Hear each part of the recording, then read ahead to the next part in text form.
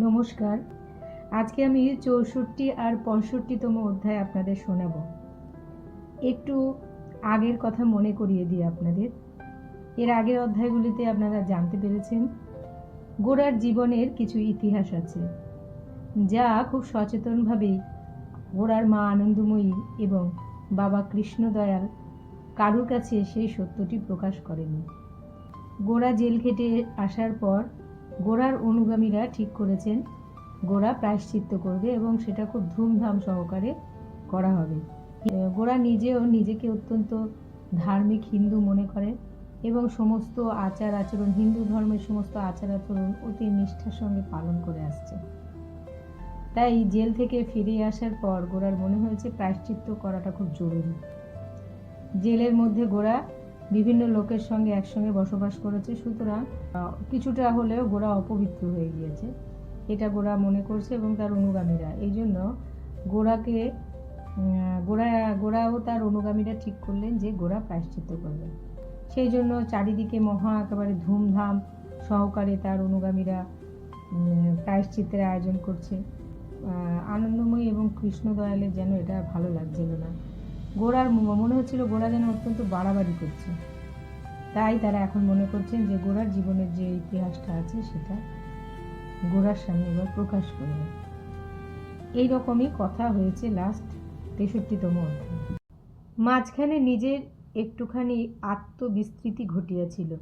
এই কথা স্মরণ করিয়া গোরা পূর্বের চেয়ে আরও বেশি কড়া হইয়া উঠিল। সে যে সমাজকে ভুলিয়া প্রবল একটা মোহে অভিভূত হইয়াছিল, নিয়ম পালনের শৈথিল্যকেই সে তাহার কারণ বলিয়া স্থির করিয়াছিল। সকালবেলায় সন্ধ্যা আহ্নিক সারিয়া গোরা ঘরের মধ্যে আসিতেই দেখিল পরেশবাবু বসিয়া আছেন। তাহার বুকের ভিতরে যেন একটা বিদ্যুৎ খেলিয়া গেল। পরেশের সঙ্গে কোনো এক সূত্রে তাহার জীবনের যে একটা নিগূঢ় আত্মীয়তার যোগ আছে, তাহা গোরার শিরা স্নায়ুগুলা পর্যন্ত না মানিয়া থাকিতে পারিল না। গোরা পরেশকে প্রণাম করিয়া বসিল। পরেশ কহিলেন, বিনয়ের বিবাহের কথা তুমি অবশ্য শুনেছ? গোরা কহিল, হ্যাঁ। পরেশ কহিলেন, সে ব্রাহ্মমতে বিবাহ করতে প্রস্তুত নয়। গোরা কহিল, তাহলে তার এ বিবাহ করাই উচিত না। পরেশ একটুখানি হাসিলেন। এ কথা লইয়া কোনো তর্কে প্রবৃত্ত হইলেন না। তিনি কহিলেন, আমাদের সমাজে এ বিবাহে কেউ যোগ দেবে না। বিনয়ের আত্মীয়রা কেউ আসবে না শুনছি। আমার কন্যার দিকে একমাত্র কেবল আমি আছি। বিনয়ের দিকে বোধহয় তুমি ছাড়া আর কেউ নেই। সেই জন্য এ সম্বন্ধে তোমার সঙ্গে পরামর্শ করতে এসেছি। গোরা মাথা নাড়িয়া কহিল, এ সম্বন্ধে আমার সঙ্গে পরামর্শ করে কি হবে? আমি তো এর মধ্যে নেই। পরেশ বিস্মিত হইয়া গোরার মুখের দিকে ক্ষণকাল দৃষ্টি রাখিয়া কহিলেন, তুমি নেই? পরেশের এই বিস্ময়ে গোরা মুহূর্তকালের জন্য একটা সংকোচ অনুভব করিল। সংকোচ অনুভব করিল বলিয়াই পরক্ষণে দ্বিগুণ দৃঢ়তার সহিত কহিল, আমি এর মধ্যে কেমন করে থাকব? পরেশবাবু কহিলেন, আমি জানি তুমি তার বন্ধু। বন্ধুর প্রয়োজন এখনই সবচেয়ে বেশি নয় কি? গোরা কহিল, আমি তার বন্ধু, কিন্তু সেইটাই তো সংসারে আমার একমাত্র বন্ধন এবং সকলের চেয়ে বড় বন্ধন নয়। পরেশবাবু জিজ্ঞাসা করিলেন, গৌর, তুমি কি মনে করো বিনয়ের আচরণে কোনো অন্যায় অধর্ম প্রকাশ পাচ্ছে? গোরা কহিল, ধর্মের দুটো দিক আছে, একটা নিত্য দিক আর একটা লৌকিক দিক। ধর্ম যেখানে সমাজের নিয়মে প্রকাশ পাচ্ছেন, সেখানেও তাকে অবহেলা করতে পারা যায় না। তা করলে সংসার ছারখার হয়ে যায়। পরেশবাবু কহিলেন, নিয়ম তো অসংখ্য আছে, কিন্তু সকল নিয়মেই যে ধর্ম প্রকাশ পাচ্ছে এটাকে নিশ্চিত ধরে নিতে হবে? পরেশবাবু গোরার এমন একটা জায়গায় ঘা দিলেন যেখানে তাহার মনে আপনিই একটা মন্থন চলিতেছিল এবং সেই মন্থন হইতে সে একটি সিদ্ধান্ত লাভ করিতেছিল। এই জন্য তাহার অন্তরে সঞ্চিত বাক্যের বেগে পরেশবাবুর কাছেও তাহার কোনো কুণ্ঠা রহিল না। তার মোট কথাটা এই যে, নিয়মের দ্বারা আমরা নিজেকে যদি সমাজে সম্পূর্ণ বাধ্য না করি, তবে সমাজের ভিতরকার গভীরতম উদ্দেশ্যকে বাধা দিই, কারণ সেই উদ্দেশ্য নিগূঢ়, তাহাকে স্পষ্ট করিয়া দেখিবার সাধ্য প্রত্যেক লোকের নাই। এই জন্য বিচার না করিয়াও সমাজকে মানিয়া যাইবার শক্তি আমাদের থাকা চাই। পরেশবাবু স্থির হইয়া শেষ পর্যন্ত গোরার সমস্ত কথাই শুনিলেন। সে যখন থামিয়া গিয়া নিজের প্রগলভতার মনের মধ্যে একটুখানি লজ্জা বোধ করিল, তখন পরেশ কহিলেন, তোমার গোরার কথাটা আমি মানি। এ কথা সত্য যে প্রত্যেক সমাজের মধ্যেই বিধাতার একটি বিশেষ অভিপ্রায় আছে। সেই অভিপ্রায় যে সকলের কাছে সুস্পষ্ট তাও নয়, কিন্তু তাকে স্পষ্ট করে দেখার চেষ্টা করাই তো মানুষের কাজ। গাছপালার মতো অচেতনভাবে নিয়ম মেনে যাওয়া তার সার্থকতা নয়। গোরা কহিল, আমার কথাটা এই যে আগে সমাজকে সব দিক থেকে সম্পূর্ণ মেলে চললে তবেই সমাজের যথার্থ উদ্দেশ্য সম্বন্ধে আমাদের চেতনা নির্মল হতে পারে। তার সঙ্গে বিরোধ করলে তাকে যে কেবল বাধা দিই তাই নয়, তাকে ভুল বুঝি। পরেশবাবু কহিলেন, বিরোধ ও বাধা ছাড়া সত্যের পরীক্ষা হতেই পারে না। সত্যের পরীক্ষা যে কোনো এক প্রাচীনকালে একদল মনীষীর কাছে একবার হয়ে গিয়ে চিরকালের মতো চুকে বুকে যায় তা নয়। প্রত্যেক কালের লোকের কাছেই বাধার ভিতর দিয়ে, আঘাতের ভিতর দিয়ে সত্যকে নতুন করে আবিষ্কার করতে হবে। যাই হোক, এসব কথা নিয়ে আমি তোমার সঙ্গে তর্ক করতে চাই নে গৌর। আমি মানুষের ব্যক্তিগত স্বাধীনতাকে মানি। ব্যক্তির সেই স্বাধীনতার দ্বারা আঘাত করেই আমরা ঠিক মতো জানতে পারি কোনটা নিত্য সত্য আর কোনটা নশ্বর কল্পনা। সেইটা জানা এবং জানবার চেষ্টার উপরেই সমাজের হিত নির্ভর করছে। এই বলিয়া পরেশ উঠিলেন। গোরাও চৌকি ছাড়িয়া উঠিল। পরেশ কহিলেন, আমি ভেবেছিলুম ব্রাহ্ম সমাজের অনুরোধে এই বিবাহ হতে আমাকে হয়তো একটুখানি সরে থাকতে হবে। তুমি বিনয়ের বন্ধু হয়ে সমস্ত কর্ম সুসম্পন্ন করে দেবে। এইখানেই আত্মীয়ের চেয়ে বন্ধুর একটু সুবিধে আছে, সমাজের আঘাত তাকে সইতে হয় না। কিন্তু তুমিও যখন বিনয়কে পরিত্যাগ করাই কর্তব্য মনে করছো, তখন আমার উপরেই সমস্ত ভার পড়ল। এ কাজ আমাকেই একলা নির্বাহ করতে হবে। একলা বলিতে পরেশবাবু যে কতখানি একলা গোরা তখন তা জানিত না। বরদা সুন্দরী তাহার বিরুদ্ধে দাঁড়াইয়াছিলেন। বাড়ির মেয়েরা প্রসন্ন ছিল না। হরিমোহিনীর আপত্তি আশঙ্কা করিয়া পরেশ সুচরিতাকে এই বিবাহের পরামর্শে আহ্বান মাত্র করে নাই। ওদিকে ব্রাহ্ম সমাজের সকলেই তাহার প্রতি খড়গহস্ত হইয়া উঠিয়াছিল এবং বিনয়ের খুড়ার পক্ষ হইতে তিনি যে দুই একখানি পত্র পাইয়াছিলেন, তাহাতে তাহাকে কুটিল, কুচক্রী, ছেলে ধরা বলিয়া গালি দেওয়া হইয়াছিল। পরেশ বাহির হইয়া যাইতেই অবিনাশ এবং গোরার দলের আরও দুই একজন ঘরের মধ্যে প্রবেশ করিয়া পরেশবাবুকে লক্ষ্য করিয়া হাস্য পরিহাস করিবার উপক্রম করিল। গোরা বলিয়া উঠিল, যিনি ভক্তির পাত্র তাকে ভক্তি করার মতো ক্ষমতা যদি তোমাদের না থাকে, অন্তত তাকে উপহাস করার ক্ষুদ্রতা থেকে নিজেকে রক্ষা করো। গোরাকে আবার তাহার দলের লোকের মাঝখানে তাহার পূর্ব অভ্যস্ত কাজের মধ্যে আসিয়া পড়িতে হইল। কিন্তু বিষাদ, সমস্তই বিষাদ। এ কিছুই নয়, ইহাকে কোনো কাজই বলা চলে না। ইহাতে কোথাও প্রাণ নাই। এমনি করিয়া কেবল লিখিয়া পড়িয়া কথা কহিয়া দল বাঁধিয়া যে কোনো কাজ হইতেছে না, বরং বিস্তর অকাজ সঞ্চিত হইতেছে, এ কথা গোরার মনে ইতিপূর্বে কোনোদিন এমন করিয়া আঘাত করে নাই। নতুন লব্ধ শক্তির দ্বারা বিস্ফারিত তাহার জীবন আপনাকে পূর্ণভাবে প্রবাহিত করিবার অত্যন্ত একটি সত্য পথ চাহিতেছে। এ সমস্ত কিছুই তাহার ভালো লাগিতেছে না। এদিকে প্রায়শ্চিত্ত সভার আয়োজন চলিতেছে। এই আয়োজনে গোরা একটু বিশেষ উৎসাহ বোধ করিয়াছে। এই প্রায়শ্চিত্ত কেবল জেলখানার অসুচিতার প্রায়শ্চিত্ত নয়। এই প্রায়শ্চিত্তের দ্বারা সকল দিকেই সম্পূর্ণ নির্মল হইয়া আবার একবার যেন নতুন দেহ লইয়া সে আপনার কর্মক্ষেত্রে নবজন্ম লাভ করিতে চায়। প্রায়শ্চিত্তের বিধান লওয়া হইয়া গিয়াছে, দিন স্থির হইয়া গেছে। পূর্ব ও পশ্চিমবঙ্গের বিখ্যাত অধ্যাপক পণ্ডিতদিগকে নিমন্ত্রণ পত্র দিবার উদ্যোগ চলিতেছে। গোরার দলে ধনী যাহারা ছিল তাহারা টাকাও সংগ্রহ করিয়া তুলিয়াছে। দলের লোকে সকলেই মনে করিতেছে দেশে অনেক দিন পরে একটা কাজের মতো কাজ হইতেছে। অবিনাশ গোপনে আপন সম্প্রদায়ের সকলের সঙ্গে পরামর্শ করিয়াছে। সেই দিন সবার সমস্ত পণ্ডিতদিগকে দিয়া গোরাকে ধান্য, দূর্বা, ফুল, চন্দন প্রভৃতি বিবিধ উপাচারে হিন্দু ধর্ম প্রদীপ উপাধি দেওয়া হইবে। এই সম্বন্ধে সংস্কৃত কয়েকটি শ্লোক লিখিয়া তাহার নিম্নে সমস্ত ব্রাহ্মণ পণ্ডিতের নাম স্বাক্ষর করাইয়া সোনার জলের কালিতে ছাপাইয়া চন্দন কাষ্ঠের বাক্সের মধ্যে রাখিয়া তাহাকে উপহার দিতেই হইবে। সেই সঙ্গে ম্যাক্স মুলারের দ্বারা প্রকাশিত একখণ্ড ঋগ্বেদ গ্রন্থ বহুমূল্য মরক্কো চামড়ায় বাঁধাইয়া সকলের চেয়ে প্রাচীন ও মান্য অধ্যাপকের হাত দিয়া তাহাকে ভারতবর্ষের আশীর্বাদী স্বরূপ দান করা হইবে। ইহাতে আধুনিক ধর্মভ্রষ্টতার দিনে গোড়াই যে সনাতন বেদবিহিত ধর্মের যথার্থ রক্ষাকর্তা, এই ভাবটি অতি সুন্দর রূপে প্রকাশিত হইবে। এই রূপে সেদিনকার কর্মপ্রণালীকে অত্যন্ত হৃদ্য এবং ফলপ্রদ করিয়া তুলিবার জন্য গোরার অগোচরে তাহার দলের লোকের মধ্যে প্রত্যহই মন্ত্রণা চলিতে লাগিল। 65তম অধ্যায়। হরিমোহিনী তাহার দেবর কৈলাসের নিকট হইতে পত্র পাইয়াছেন। তিনি লিখিতেছেন, শ্রীচরণ আশীর্বাদে অত্রস্থ মঙ্গল, আপনকার কুশল সমাচারে আমাদের চিন্তা দূর করিবেন।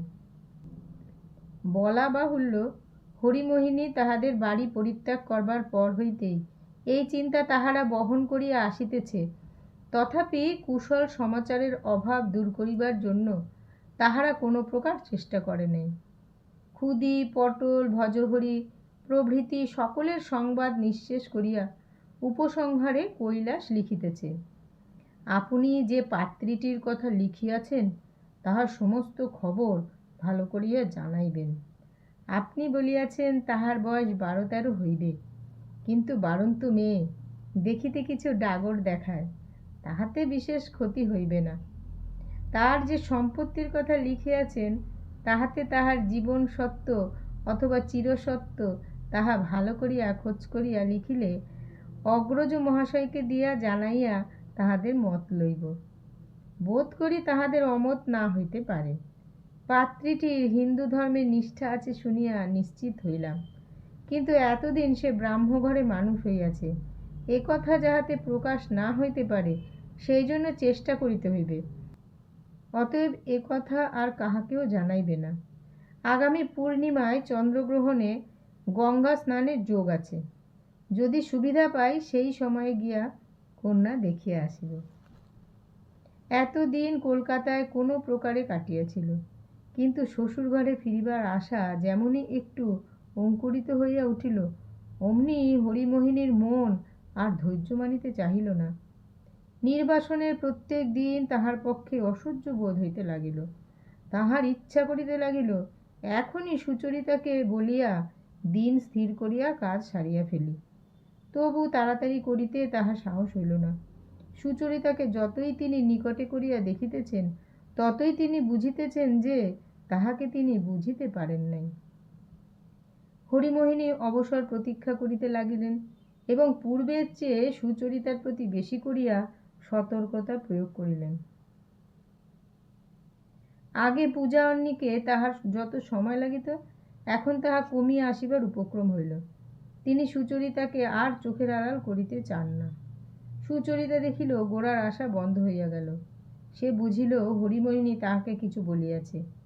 সে কহিল, আচ্ছা বেশ, তিনি নাই আসিলেন, কিন্তু তিনিই আমার গুরু, আমার গুরু। সম্মুখে যে গুরু থাকেন তাহার চেয়ে অপ্রত্যক্ষ গুরুর জোর অনেক বেশি, কেননা নিজের মন তখন গুরুর বিদ্যামানতার অভাব আপনার ভিতর হইতে পুরাইয়া লয়। গোরা সামনে থাকিলে সুচরিতা যেখানে তর্ক করিত, এখন সেখানে গোরার রচনা পড়িয়া তাহার বাক্যগুলিকে বিনা প্রতিবাদে গ্রহণ করে। না বুঝিতে পারিলে বলে তিনি থাকিলে নিশ্চয়ই বুঝাইয়া দিতেন। কিন্তু গোরার সেই তেজস্বী মূর্তি দেখিবার এবং তাহার সেই বজ্রগর্ভ মেঘ গর্জনের মতো বাক্য শুনিবার ক্ষুধা কিছুতেই কি মিটিতে চায়? এই তাহার নিবৃত্তিহীন আন্তরিক ঔৎসুক্য একেবারে নিরন্তর হইয়া তাহার শরীরকে যেন ক্ষয় করিতে লাগিল।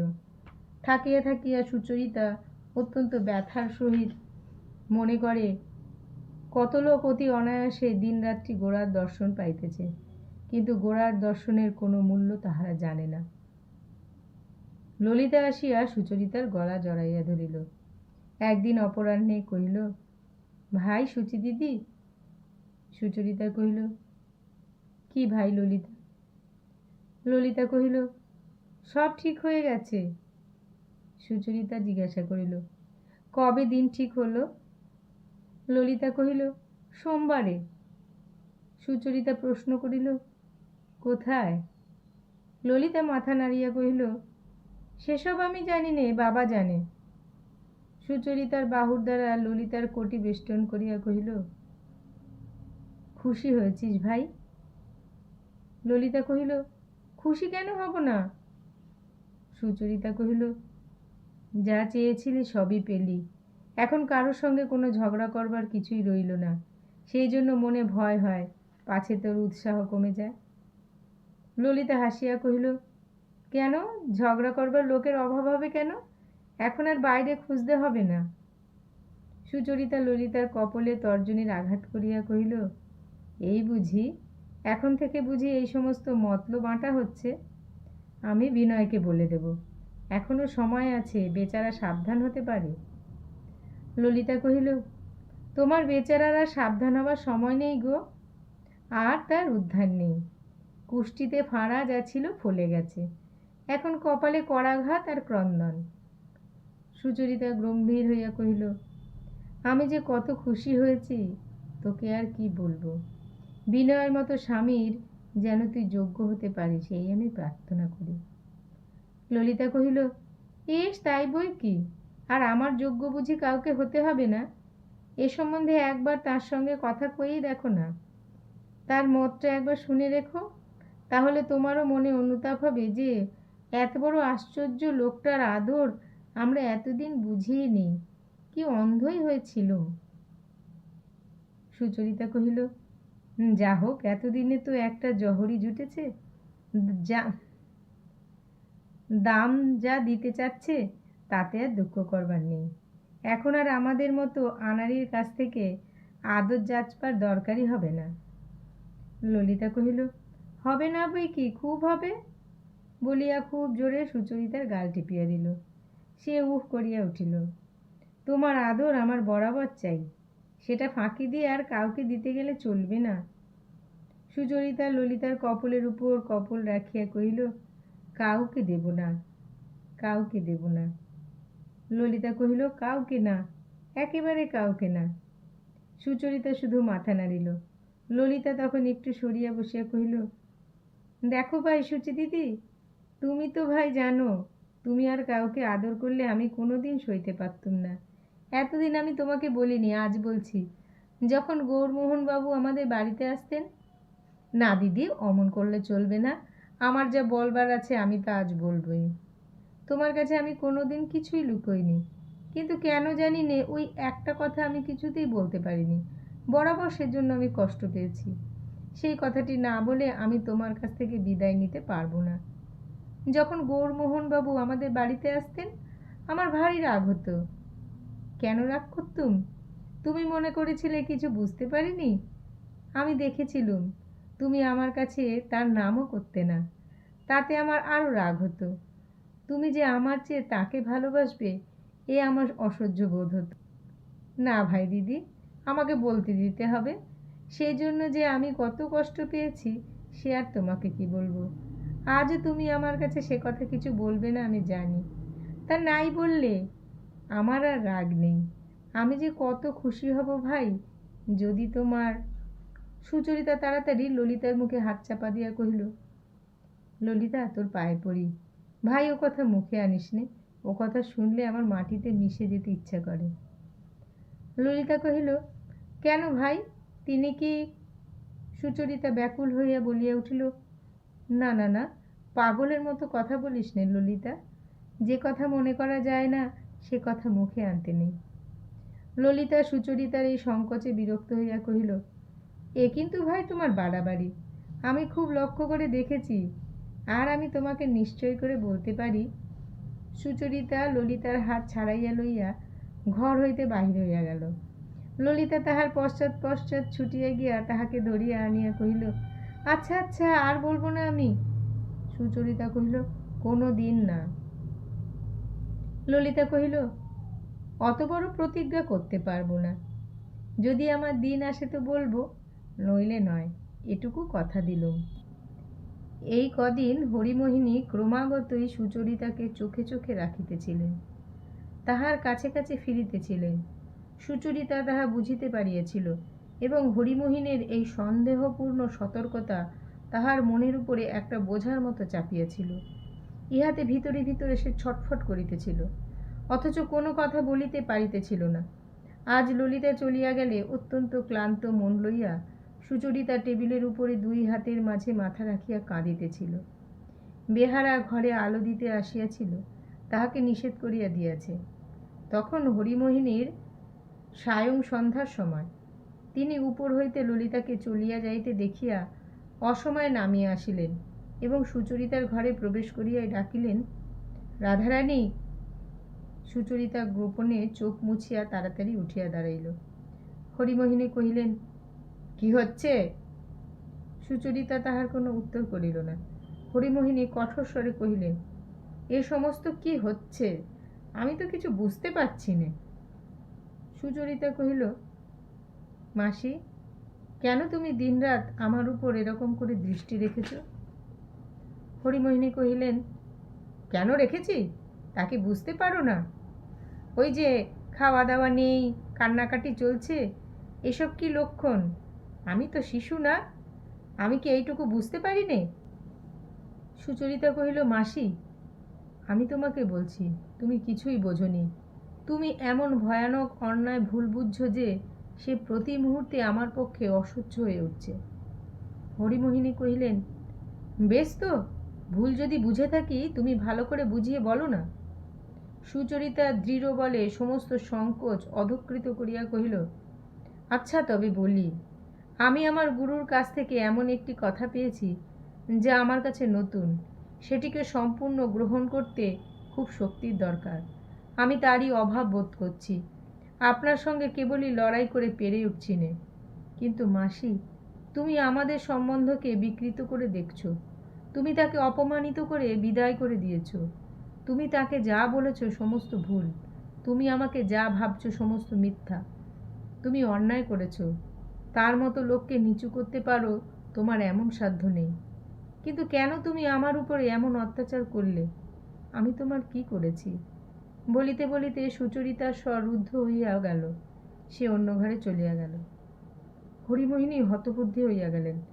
তিনি মনে করিলেন, না বাপু, এমন সব কথা আমি 7 জন্মে শুনিনি। সুচরিতাকে কিছু শান্ত হইতে সময় দিয়া কিছুক্ষণ পরে তাহাকে আহারে ডাকিয়া লইয়া গেলেন। সে খাইতে বসিলে তাহাকে বলিলেন, দেখো রাধারানী, আমার তো বয়স নিতান্ত কম হয়নি। হিন্দু ধর্মে যা বলে তা তো শিশুকাল থেকে করে আসছি, আর শুনেছিও বিস্তর। তুমি এসবের কিছুই জানো না। আমি তো ওর কথা কিছু কিছু শুনেছি। ওর মধ্যে আদত কথা কিছু নেই। ওর শাস্ত্র ওর নিজের তৈরি। এসব আমাদের কাছে ধরা পড়ে। আমরা গুরু উপদেশ পেয়েছি। আমি তোমাকে বলছি রাধারানী, তোমাকে এসব কিচ্ছু করতে হবে না। যখন সময় হবে, আমার যিনি গুরু আছেন তিনি তো এমন ফাঁকি নন, তিনিই তোমাকে মন্ত্র দেবেন। তোমার কোনো ভয় নেই। আমি তোমাকে হিন্দু সমাজে ঢুকিয়ে দেব। ব্রাহ্মঘরে ছিলে না হয় ছিলে, কেই বা সেসব খবর জানবে? তোমার বয়স কিছু বেশি হয়েছে বটে, তা এমন বাড়ন্ত মেয়ে ঢের আছে। কেই বা তোমার কুষ্টি দেখছে। আর টাকা যখন আছে তখন কিছুতেই কিছু বাঁধবে না, সবই চলে যাবে। কৈবর্তের ছেলে কায়স্থ বলে চলে গেল, সে তো আমি নিজের চোখে দেখেছি। আমি হিন্দু সমাজে এমন সৎ ব্রাহ্মণের ঘরে তোমাকে চালিয়ে দেব, কারো সাধ্য থাকবে না কথা বলে। তারাই হলো সমাজের কর্তা। এই জন্য তোমাকে এত সাধ্য সাধনা, এত কান্নাকাটি করে মরতে হবে না। এই সকল কথা হরিমোহিনী যখন বিস্তারিত করিয়া ফলাইয়া বলিতেছিলেন, সুচরিতার তখন আহারের রুচি চলিয়া গিয়াছিল। তাহার গলা দিয়া যেন গ্রাস গলিতেছিল না, কিন্তু সে নীরবে অত্যন্ত জোর করিয়াই খাইল। কারণ সে জানিত তাহার কম খাওয়া লইয়াই এমন আলোচনা সৃষ্টি হইবে যাহা তাহার পক্ষে কিছুমাত্র উপাদেয় হইবে না। হরিমোহিনী যখন সুচরিতার কাছে বিশেষ কোনো সাড়া পাইলেন না, তখন তিনি মনে মনে কহিলেন, গড় করি ইহাদেরকে গড় করি। এদিকে হিন্দু হিন্দু করিয়া কাঁদিয়া কাটিয়া অস্থির, ওদিকে এত বড় একটা সুযোগের কথার কর্ণপাতই নাই। প্রায়শ্চিত্ত করিতে হইবে না, কোনো কৈফিয়ত টৈফিয়ত দিতে হইবে না, কেবল এদিকে ওদিকে অল্প কিছু টাকা খরচ করিয়া অনায়াসেই সমাজে চলিয়া যাইবে। ইহাতেও যাহার উৎসাহ হয় না, সে আপনাকে বলে কিনা হিন্দু। গোরা যে কত বড় ফাঁকি হরিমোহিনী তা বুঝিতে বাকি রইল না। অথচ এমনতর বিড়ম্বনার উদ্দেশ্য কি হইতে পারে, তাহা চিন্তা করিতে গিয়া সুচরিতার অর্থই সমস্ত অনর্থের মূল বলিয়া তাহার মনে হইল।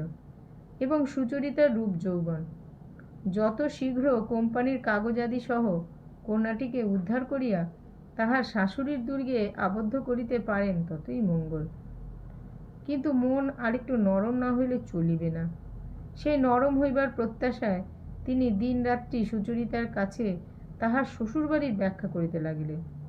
তাহাদের ক্ষমতা কিরূপ অসামান্য, সমাজে তাহারা কিরূপ অসাধ্য সাধন করিতে পারে, নানা দৃষ্টান্ত সহ তাহার বর্ণনা করিতে লাগিলেন। তাদের প্রতিকূলতা করিতে গিয়া কত নিষ্কলঙ্ক লোক সমাজে নিগ্রহ ভোগ করিয়াছে, এবং তাহাদের শরণাপন্ন হইয়া কত লোক মুসলমানের রান্না মুরগি খাইয়াও হিন্দু সমাজের অতি দুর্গম পথ হাস্যমুখে উত্তীর্ণ হইয়াছে। নাম ধাম বিবরণ দ্বারা তিনি সে সকল ঘটনাকে বিশ্বাসযোগ্য করিয়া তুলিলেন। সুচরিতা তাহাদের বাড়িতে যাতায়াত না করে বরদাসুন্দরীর এই ইচ্ছা গোপন ছিল না, কারণ নিজের স্পষ্ট ব্যবহার সম্বন্ধে তাহার একটা অভিমান ছিল। অন্যের প্রতি অসংকোচে কঠোর আচরণ করিবার সময় তিনি নিজের এই গুণটি প্রায় ঘোষণা করিতেন। অতএব বরদাসুন্দরীর ঘরে সুচরিতা যে কোনো প্রকার সমাদর প্রত্যাশা করিতে পারিবে না, ইহা সহজবোধ্য ভাষাতেই তাহার নিকট ব্যক্ত হইয়াছে। সুচরিতা ইহাও জানিত যে সে তাহাদের বাড়িতে যাওয়া আসা করিলে পরে অশান্তি ভোগ করিতে হইত। এই জন্য সে নিতান্ত প্রয়োজন না হইলে ও বাড়িতে যাইত না, এবং এজন্যই পরেশ প্রত্যহ একবার বা দুইবার স্বয়ং সুচরিতার বাড়িতে আসিয়া তাহার সঙ্গে দেখা করিয়া যাইতেন। কয়দিন পরেশবাবু নানা চিন্তা ও কাজের তাড়ায় সুচরিতার ওখানে আসিতে পারে নাই। এই কয়দিন সুচরিতা প্রত্যহ ব্যগ্রতার সহিত পরেশের আগমন প্রত্যাশাও করিয়াছে, অথচ তাহার মনের মধ্যে একটা সংকোচ এবং কষ্ট হইয়াছে। পরেশের সঙ্গে তাহার গভীরতর মঙ্গলের সম্বন্ধ কোনো কালেই ছিন্ন হইতে পারে না, তাহা সে নিশ্চয়ই জানে। কিন্তু বাহিরের দুই একটা বড় বড় সূত্রে যে টান পড়িতেছে, ইহার বেদনাও তাহাকে বিশ্রাম দিতেছে না। এদিকে হরিমোহিনী তার জীবনকে অহরহ অসহ্য করিয়া তুলিয়াছে। এই জন্য সুচরিতা আজ বরদাসুন্দরীর অপ্রসন্নতাও স্বীকার করিয়া পরেশের বাড়িতে আসিয়া উপস্থিত হইল। অপরাহ্নের শেষে সূর্য তখন পার্শ্ববর্তী পশ্চিম দিকের তেতলা বাড়ির আড়ালে পড়িয়া সুদীর্ঘ ছায়া বিস্তার করিয়াছে, এবং সেই ছায়ায় পরেশ তখন শির নত করিয়া একলা তাহার বাগানের পথে ধীরে ধীরে পদচারণা করিতেছিলেন। সুচরিতা তাহার পাশে আসিয়া যোগ দিল, কহিল, বাবা, তুমি কেমন আছো? পরেশবাবু হঠাৎ তাহার চিন্তায় বাধা পাইয়া ক্ষণকালের জন্য স্থির হইয়া দাঁড়াইয়া রাধারানীর মুখের দিকে চাহিলেন এবং কহিলেন, ভালো আছি রাধে। দুজনে বেড়াইতে লাগিলেন। পরেশবাবু কহিলেন, সোমবার ললিতার বিয়ে। সুচরিতা ভাবিতেছিল, এ বিবাহে তাহাকে কোনো পরামর্শ বা সহায়তায় ডাকা হয় নাই কেন, এ কথা সে জিজ্ঞাসা করিবে, কিন্তু কুণ্ঠিত হইয়া উঠিতেছিল। কেননা তাহার তরফেও এবার এক জায়গায় একটা কি বাধা আসিয়া পড়িয়াছিল। আগে হইলে তো ডাকিবার অপেক্ষা রাখিত না। সুচরিতার মনে এই যে একটি চিন্তা চলিতেছিল, পরেশ ঠিক সেই কথাই আপনি তুলিলেন। কহিলেন, তোমাকে এবার ডাকতে পারিনি রাধে। সুচরিতা জিজ্ঞাসা করিল, কেন বাবা? সুচরিতার এই প্রশ্নে পরেশ কোনো উত্তর না দিয়া তাহার মুখের দিকে নিরীক্ষণ করিয়া কহিলেন। সুচরিতা আর থাকিতে পারিল না। সে মুখ নিচু করিয়া কহিল, তুমি ভাবছিলে আমার মনের মধ্যে একটা পরিবর্তন ঘটেছে, পরেশ কহিলেন, হ্যাঁ তাই ভাবছিলুম। আমি তোমাকে কোনো রকম অনুরোধ করে সংকোচে ফেলব না। সুচরিতা কহিল, বাবা, আমি তোমাকে সব কথা বলবো বলে মনে করেছিলুম, কিন্তু তোমার যে দেখা পাইনি, সেই জন্য আজ আমি এসেছি। আমি যে তোমাকে বেশ ভালো করে আমার মনের ভাব বলতে পারবো, আমার সে ক্ষমতা নেই। আমার ভয় হয় পাছে ঠিকটি তোমার কাছে বলা না হয়। পরেশ কহিলেন, আমি জানি এসব কথা স্পষ্ট করে বলা সহজ নয়।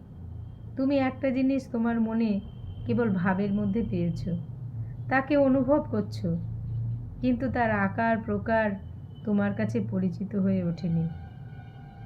সুচরিতা আরাম পাইয়া কহিল, হ্যাঁ বাবা, ঠিকই, কিন্তু আমার অনুভব এমন প্রবল, সে আমি তোমাকে কি বলবো। আমি ঠিক যেন একটা নতুন জীবন পেয়েছি, সে একটা নতুন চেতনা। আমি এমন একদিক থেকে এমন করে নিজেকে কখনো দেখিনি। আমার সঙ্গে এতদিন আমার দেশের অতীত এবং ভবিষ্যৎকালের কোনো সম্বন্ধই ছিল না, কিন্তু সেই মস্ত বড় সম্বন্ধটা যে কত বড় সত্য জিনিস, আজ সেই উপলব্ধি আমার হৃদয়ের মধ্যে এমনই আশ্চর্য করে পেয়েছি যে সে আর কিছুতেই ভুলতে পারছি না।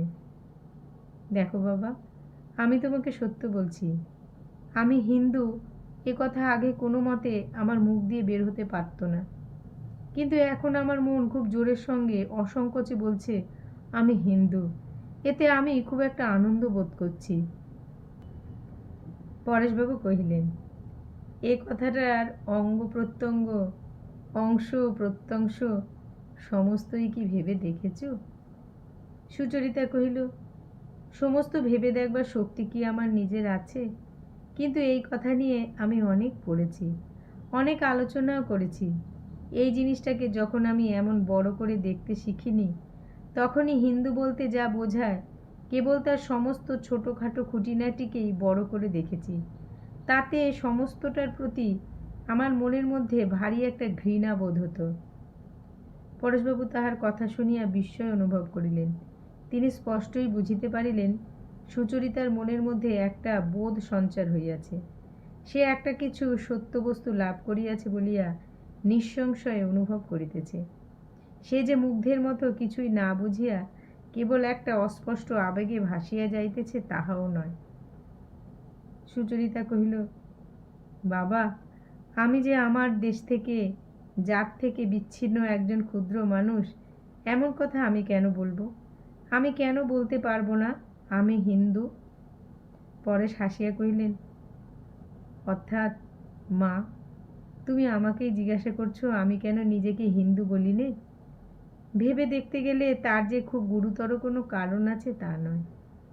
একটা কারণ হচ্ছে হিন্দুরা আমাকে হিন্দু বলে স্বীকার করে না, আর একটা কারণ যাদের সঙ্গে আমার ধর্মমতে মেলে তারা নিজেকে হিন্দু বলে পরিচয় দেয় না।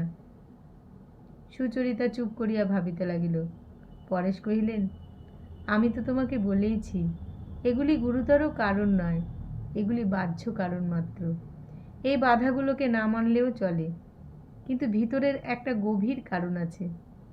হিন্দু সমাজে প্রবেশের কোনো পথ নেই, অন্তত সদর রাস্তা নেই, খিড়কির দরজা থাকতেও পারে। এ সমাজ সমস্ত মানুষের সমাজ নয়। দৈববশে যারা হিন্দু হয়ে জন্মাবে, এ সমাজ কেবলমাত্র তাদের। সুচরিতা কহিল, সব সমাজই তো তাই বাবা। পরেশ কহিলেন, না না, কোনো বড় সমাজই তা নয়। মুসলমান সমাজের সিংহদ্বার সবসময় মানুষের জন্য উদ্ঘাটিত। খ্রিস্টান সমাজও সকলকেই আহ্বান করছে। যে সকল সমাজ খ্রিস্টান সমাজের অঙ্গ, তাদের মধ্যেও সেই বিধি। যদি আমি ইংরেজ হতে চাই তবে সে একেবারে অসম্ভব নয়। ইংল্যান্ডে বাস করে আমি নিয়ম পালন করে চললে ইংরেজ সমাজভুক্ত হতে পারি, এমনকি সেই জন্য আমার খ্রিস্টান হবারও দরকার নেই। অভিমন্যু বুহের মধ্যে প্রবেশ করতে জানত, বেরোতে জানত না। হিন্দু ঠিক তার উল্টো, তার সমাজে প্রবেশ করবার পথ একেবারে বন্ধ, বেরোবার পথ শত সহস্র। সুচরিতা কহিল, তবু তো বাবা, এতদিনেও তো হিন্দুর ক্ষয় হয়নি, সে তো টিকে আছে। পরেশ কহিলেন, সমাজের ক্ষয় বুঝতে সময় লাগে, ইতিপূর্বে হিন্দু সমাজের খিড়কির দরজা খোলা ছিল। তখন এদেশের অনার্য জাতি হিন্দু সমাজের মধ্যে প্রবেশ করে একটা গৌরব বোধ করত। এদিকে মুসলমানের আমলে দেশের প্রায় সর্বত্রই হিন্দু রাজা ও জমিদারের প্রভাব যথেষ্ট ছিল। সেই জন্য সমাজ থেকে কারো সহজে বেরিয়ে যাওয়ার বিরুদ্ধে শাসন ও বাধার সীমা ছিল না। এখন ইংরেজ অধিকারে সকলকেই আইনের দ্বারা রক্ষা করছে। সেই রকম কৃত্রিম উপায়ে সমাজের দ্বার আগলে থাকবার জো এখন আর তেমন নেই। সেই জন্য কিছুকাল থেকেই কেবলই দেখা যাচ্ছে ভারতবর্ষে হিন্দু কমছে আর মুসলমান বাড়ছে। এরকমভাবে চললে ক্রমে এদেশে মুসলমান প্রধান হয়ে উঠবে। তখন একে হিন্দুস্তান বলাই অন্যায় হবে। সুচরিতা ব্যথিত হইয়া কহিল, বাবা, এটাকে নিবারণ করাই আমাদের সকলের উচিত হবে না? আমরাও কি হিন্দুকে পরিত্যাগ করে তার ক্ষয়কে বাড়িয়ে তুলব? এখনই তো তাকে প্রাণপণ শক্তিতে আঁকড়ে থাকবার সময়। পরেশবাবু সস্নেহে সুচরিতার পিঠে হাত বুলাইয়া কহিলেন, আমরা ইচ্ছা করলেই কি কাউকে আঁকড়ে ধরে বাঁচিয়ে রাখতে পারি? রক্ষা পাবার জন্য একটা জাগতিক নিয়ম আছে। সেই স্বভাবের নিয়মকে যে পরিত্যাগ করে সকলেই তাকে স্বভাবতই পরিত্যাগ করে। হিন্দু সমাজ মানুষকে অপমান করে বর্জন করে। এই জন্য এখনকার দিনে আত্মরক্ষা করা তার পক্ষে প্রত্যহই কঠিন হয়ে উঠছে। কেননা এখন তো আর সে আড়ালে বসে থাকতে পারবে না। এখন পৃথিবীর চারিদিকে রাস্তা খুলে গেছে, চারদিক থেকে মানুষ তার উপরে এসে পড়ছে। এখন শাস্ত্র সংহিতা দিয়ে বাঁধ বেঁধে প্রাচীর তুলে সে আপনাকে সকলের সংস্রব থেকে কোনো মতে ঠেকিয়ে রাখতে পারবে না। হিন্দু সমাজ এখনও যদি নিজের মধ্যে সংগ্রহ করবার শক্তি না জাগায়, ক্ষয়রোগকেই প্রশ্রয় দেয়, তাহলে বাইরের মানুষের এই অবাধ সংস্রব তার পক্ষে একটা সাংঘাতিক আঘাত হয়ে দাঁড়াবে। সুচরিতা বেদনার সহিত বলিয়া উঠিল, আমি এসব কিছু বুঝি নে, কিন্তু এই যদি সত্য হয়, একে আজ সবাই ত্যাগ করে বসেছে, তাহলে এমন দিনে একে আমি তো ত্যাগ করতে পারবো না বাবা। আমরা এর দুর্দিনের সন্তান বলেই তো এর শিয়রের কাছে আমাদের আজ দাঁড়িয়ে থাকতে হবে। পরেশবাবু কহিলেন, মা সুচি, তোমার মনে যে ভাব জেগে উঠেছে, আমি তার বিরুদ্ধে কোনো কথা তুলব না। তুমি উপাসনা করে মন স্থির করো। তোমার মধ্যে যে সত্য আছে, যে শ্রেয়র আদর্শ আছে, তারই সঙ্গে মিলিয়ে সব কথা বিচার করে দেখো। ক্রমে ক্রমে তোমার কাছে সমস্ত পরিষ্কার হয়ে উঠবে। যিনি সকলের চেয়ে বড়, তাকে দেশের কাছে কিংবা কোনো মানুষের কাছে খাটো করো না। তাতে তোমারও মঙ্গল হয় না, দেশেরও হয় না। আমি এই মনে করে একান্ত চিত্তে তাঁরই কাছে আত্মসমর্পণ করতে চাই। তাহলেই দেশের এবং প্রত্যেক লোকের সম্বন্ধে আমি সহজেই সত্য হতে পারব।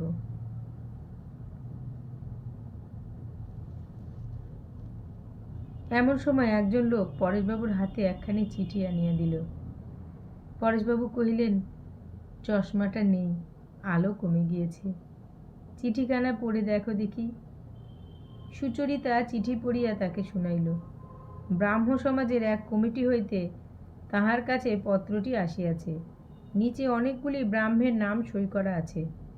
পত্রের মর্ম এই যে, পরেশ অব্রাহ্মমতে তাহার কন্যার বিবাহে সম্মতি দিয়াছে এবং সেই বিবাহে নিজেও যোগ দিতে প্রস্তুত হইয়াছেন। এইরূপ অবস্থায় ব্রাহ্ম সমাজ কোনো মতেই তাহাকে সভ্য শ্রেণীর মধ্যে গণ্য করিতে পারে না। নিজের পক্ষে যদি তাহার কিছু বলিবার থাকে, তবে আগামী রবিবারের পূর্বে সে সম্বন্ধে কমিটির হস্তে তাহার পত্র আসা চাই। সেই দিন আলোচনা হইয়া অধিকাংশের মতে চূড়ান্ত নিষ্পত্তি হইবে। পরেশ চিঠিখানি লইয়া পকেটে রাখিলেন। সুচরিতা তাহার স্নিগ্ধ হস্তে তাহার ডান হাতখানি ধরিয়া নিঃশব্দে তাহার সঙ্গে সঙ্গে বেড়াইতে লাগিল। ক্রমে সন্ধ্যার অন্ধকার ঘনীভূত হইয়া আসিল।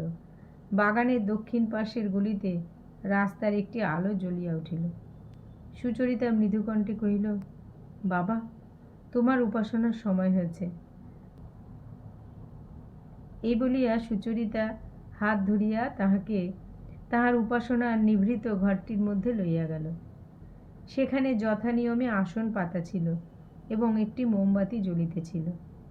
পরেশ আজ অনেকক্ষণ পর্যন্ত নীরবে উপাসনা করিলেন। অবশেষে একটি ছোট প্রার্থনা করিয়া তিনি উঠিয়া আসিলেন। বাহিরে আসিতেই দেখিলেন উপাসনা ঘরের দ্বারের কাছে বাহিরে ললিতা ও বিনয় চুপ করিয়া বসিয়া আছে।